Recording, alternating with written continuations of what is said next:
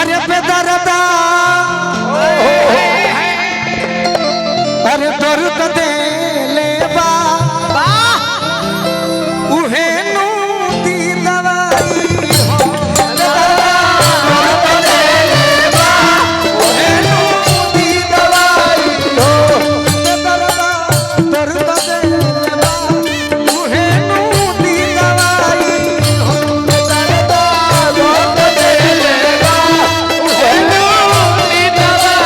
हो बेदरदा दर्द दे ले बा उहे नु दी दवाई हो बेदरदा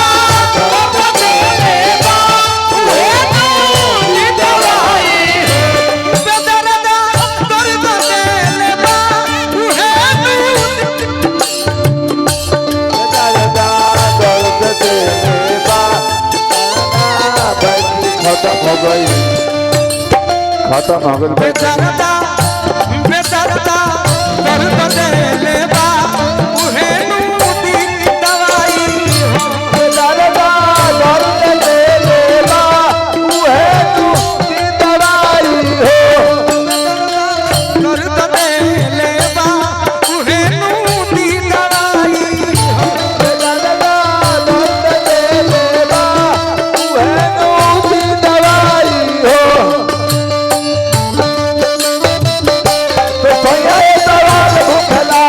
जवान के दुआर सवाल भूखला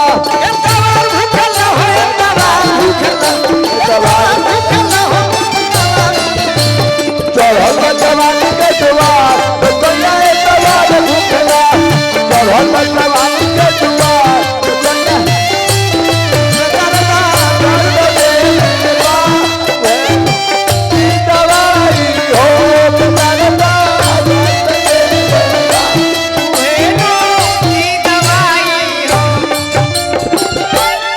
परिवार के सदस्य हमारा सोनू भैया हमारा गीत की अगला कड़ी में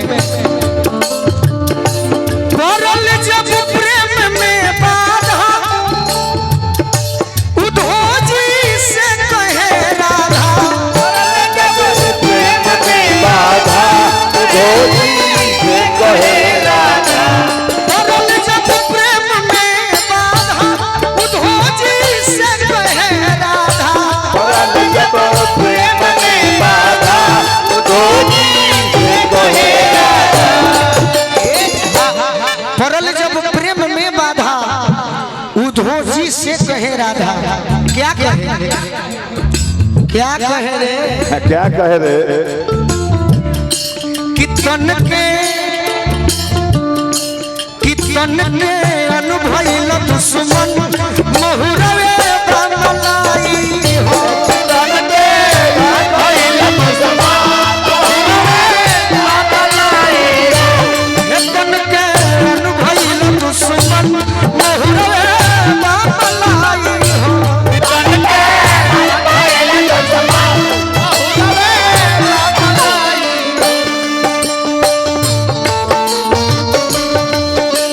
जय बगा हो भुला जय बगा हो पिया काहे बार तू भुलाई हो पिया काहे बार तू बेदरदा दर्द दे बाबू हरे दवाई हो बेदरदा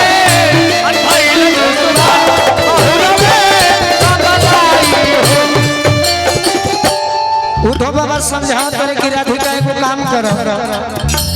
आज के कलयुग है बहुत छोटे बाबा ये मोहरा फिल्म के शूटिंग में नहीं खजल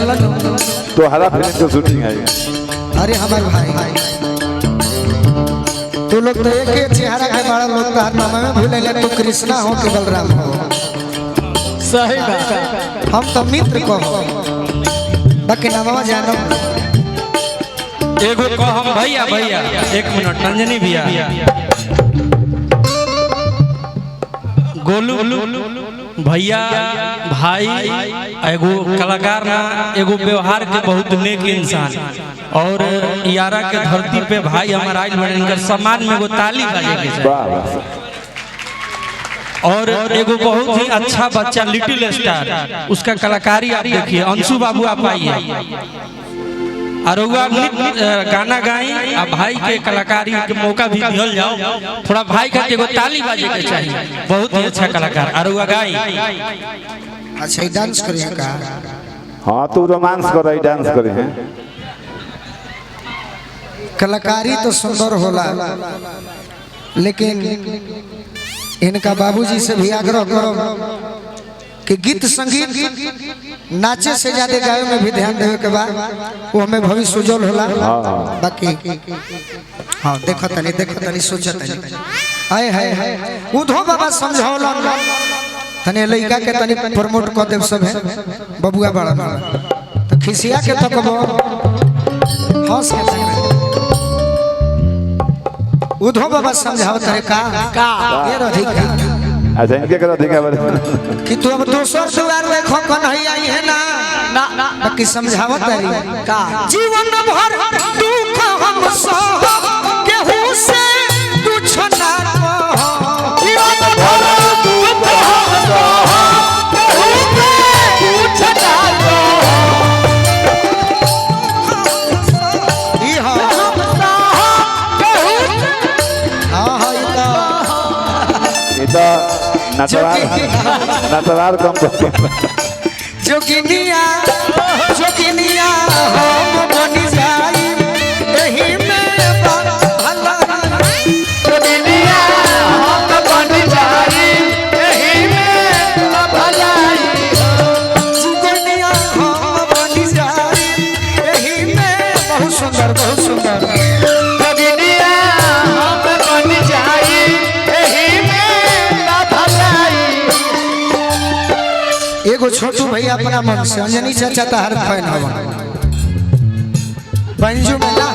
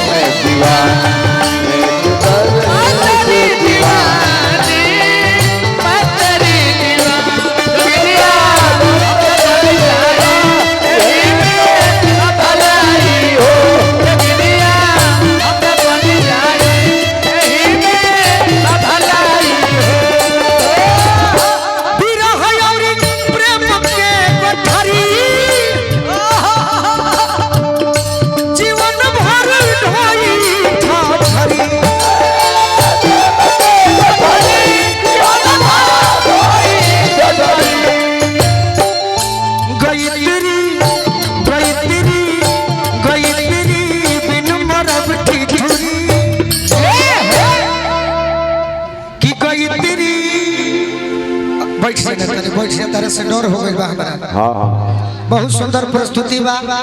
खूब आगे बढ़ो इतना कम उम्र में मंच पर है और जेकर डर खत्म होला माई सरस्वती के कृपा तहरा पर खूब बनो और फिर हमारे भाई लोग आई तो वो लोग जो खड़ा रहे खूब सुंदर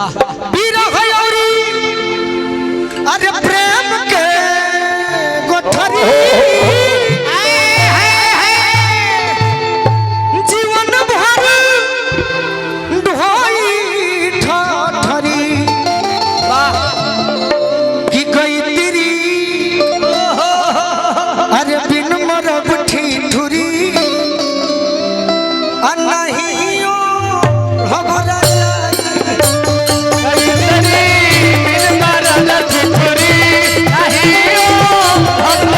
Hey!